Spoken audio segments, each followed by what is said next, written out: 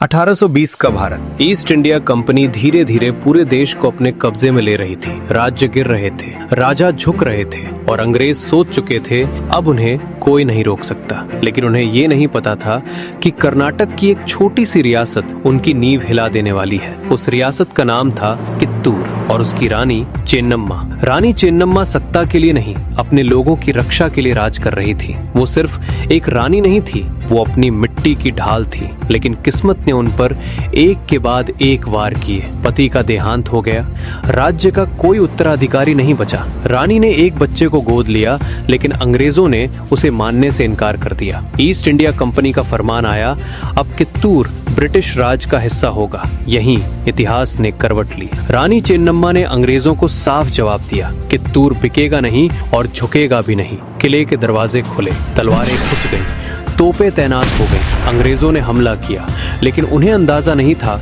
कि सामने एक शेरनी खड़ी है। युद्ध में एक अंग्रेज अफसर मारा गया और पहली बार ईस्ट इंडिया कंपनी को भारतीय धरती पर हार का सामना करना पड़ा। सीधी लड़ाई में हारने के बाद अंग्रेजों ने धोखे का सहारा लिया। बातचीत के बहाने रानी चेन्नम्मा को गिरफ्तार कर लिया गया। कोई युद्ध नहीं, कोई तलवार नहीं, सिर्फ विश्वासघात। रानी को एक अंधेरी जेल में डाल दिया गया, जहां न सिंहासन था, न सेना, न शोर। लेकिन अंग्रेज ये भूल गए कि हौसला लोहे की सलाखों से कैद नहीं होता। 1831 में जेल में ही रानी चेन्नम्मा ने अंतिम सांस ली, बिना ताज के, बिना विजय के, लेकिन बिना हार के। उनकी मौत के बाद कित्तूर शांत हो गया, लेकिन जो आग उन्होंने जलाई थी वो बुझी नहीं। वही आग आगे चलकर 1857 की क्रांति बनकर फूटी। झांसी की रानी से पहले भी भारत की बेटियां लड़ चुकी थी, बस फर्क इतना था, उनका नाम इतिहास ने लिखना भूल गया। ये थी कित्तूर की रानी चेन्नम्मा, एक कहानी जो अब भुलाई नहीं जाएगी।